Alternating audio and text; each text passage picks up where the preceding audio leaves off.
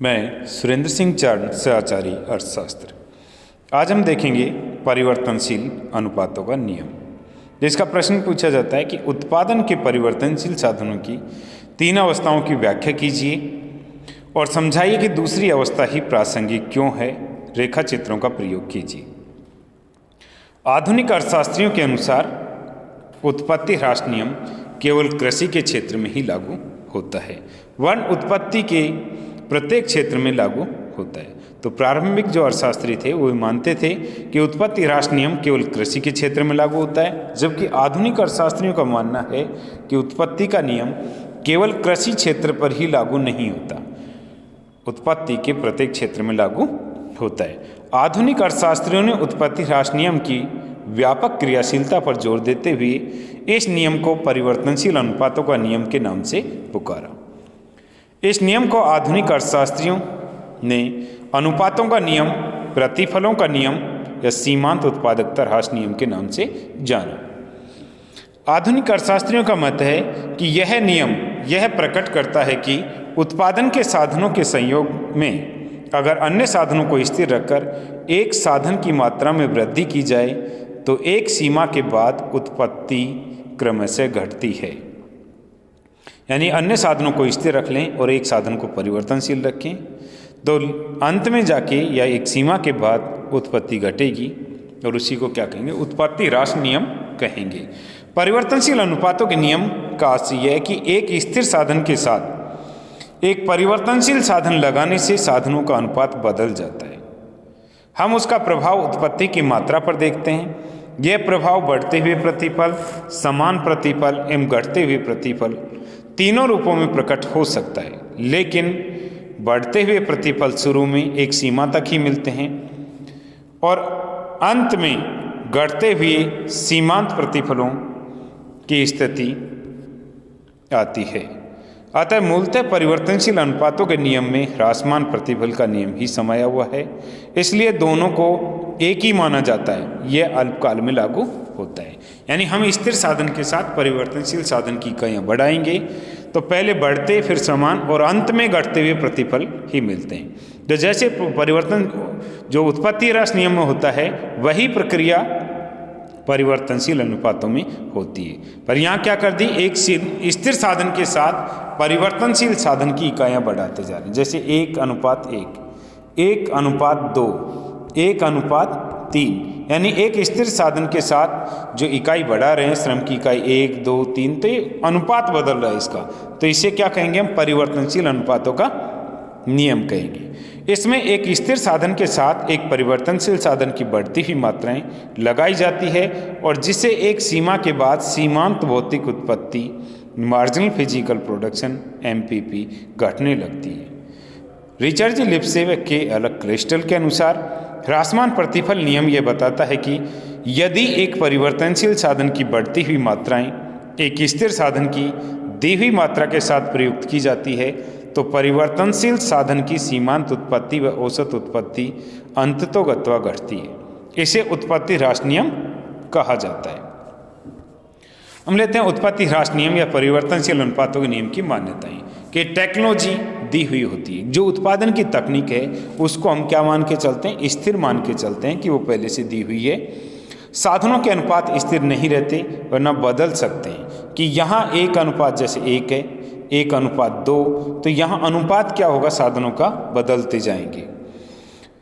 परिवर्तित साधन की सभी इकाइयाँ एक सी कार्यकुशल मानी जाती है। ये माना जाता है कि जो परिवर्तनशील साधन है, जैसे हम यहाँ पर मान लीजिए भूमि को स्थिर साधन माने और श्रम को परिवर्तनशील साधन माने, तो ये मान के चलते हैं कि परिवर्तनशील साधन की जो श्रमिक है वो एक जैसी कार्यकुशल है, सभी की कार्य करने की जो क्षमताएं हैं वो एक जैसी होगी।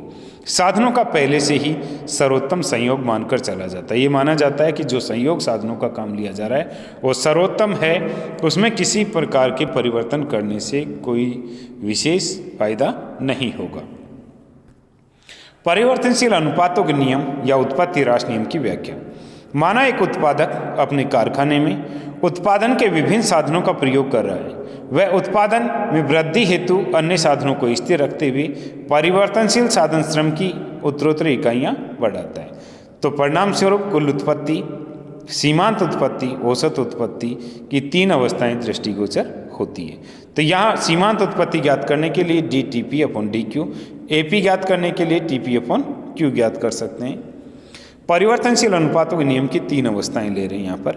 देखिए यहाँ सीमांत उत्पत्ति, ठीक है, औसत उत्पत्ति और टीपी, यहाँ तीनों की जो तालिकाएं हैं उसमें इधर से हम श्रम की इकाइयाँ 1 से 9 तक लिखेंगे। फिर यहाँ पर सीमांत उत्पत्ति तैयार करेंगे सबसे पहले, कैसे 10, 20, 30 3 इकाई तक बढ़ाएंगे, फिर 10, 10 कम करते ले जाएंगे। तो पहले 10, 20, 30, फिर 20, 10, 10 और घटाए 0, फिर -10, -20, -30। अब इस सीमांत उत्पत्ति से कुल उत्पत्ति ज्ञात करें तो सीमांत उत्पत्ति MP का जो योग है वो TP कहलाएगा, कुल उत्पत्ति कहलाएगा। तो यहाँ क्या करेंगे हम 10, 10 में 20 जोड़ दे तो 30, 30 में 30 जोड़े 60, 60 में 20 जोड़े 80, 80 में 10 जोड़े 90, 90 में 0 अगर जोड़ते हैं तो 90, 90 में से 10 घटाए 80, 20 घटाए 80 में से तो 60, और ये 60 में से अगर 30 कम करते हैं तो 30 हो जाएगा। तो यहाँ हमारे पास क्या ज्ञात हो जाएगा, ये कुल उत्पत्ति ज्ञात हो सकती है। तो सीमांत उत्पत्ति को हम आसानी से याद रख सकते हैं कि 10, 20, 30 3 इकाई तक बढ़ाएंगे, फिर 10, 10 कम करते ले जाएंगे। यहाँ औसत उत्पत्ति ज्ञात करनी है तो औसत उत्पत्ति Tp/q। तो यहाँ कुल उत्पत्ति में श्रम की इकाइयों का भाग दे देंगे, 10 में 1 का, 30 में 2 का, 60 में 3 का, 80 में 4 का, 90 में 5 का, 90 में 6 का, 80 में 7 का, इसमें 60 में 8 का और 30 में 9 का। तो ये हमारे पास औसत उत्पत्ति ज्ञात हो जाती है। अब हमें इसको 3 अवस्थाओं में विभाजित करना है। देखिए प्रथम अवस्था कहाँ होती है कि जहाँ जो प्रथम अवस्था जिसके अंदर औसत उत्पत्ति अधिकतम हो, तो यहाँ तीसरी इकाई पर 20 पर औसत उत्पत्ति हमारे पास अधिक है, या औसत चौथी इकाई पर जहाँ पर औसत उत्पत्ति अधिकतम हो और औसत और सीमांत बराबर हो, वहाँ पर प्रथम अवस्था हमारी समाप्त होती है। तो प्रथम अवस्था हमारे पास चलेगी यहाँ पर 4 इकाई तक, जहाँ औसत उत्पत्ति अधिकतम है और औसत और सीमांत दोनों बराबर है। यहीं से दूसरी अवस्था प्रारंभ हो जाती है जिसमें औसत घटती है, सीमांत भी घटती है, लेकिन जिस बिंदु पर सीमांत 0 हो जाती है वहाँ तीसरी अवस्था समाप्त होगी। इस बिंदु पर कुल उत्पत्ति अधिकतम होती है, सीमांत 0 होती है और औसत घटती हुई होती है। इसके बाद तीसरी अवस्था प्रारंभ होगी जिसमें सीमांत उत्पत्ति ऋणात्मक होती है और औसत और कुल उत्पत्ति दोनों घटती हुई होती है। तो यहाँ 3 अवस्थाओं का विभाजन कर सकते हैं कि पहली अवस्था समाप्त होगी जहाँ पर औसत अधिकतम हो और औसत और सीमांत दोनों बराबर हो, 4 इकाई पर जहाँ ले रहे हैं। दूसरी अवस्था समाप्त होगी जहाँ पर सीमांत उत्पत्ति 0 होती है, और तीसरी अवस्था जिसमें सीमांत उत्पत्ति ऋणात्मक होती है। यहाँ तीनों अवस्थाओं का विश्लेषण हम कर सकते हैं कि प्रथम अवस्था में कुल उत्पादन बढ़ता है तथा सीमांत उत्पादन औसत उत्पादन भी बढ़ता है।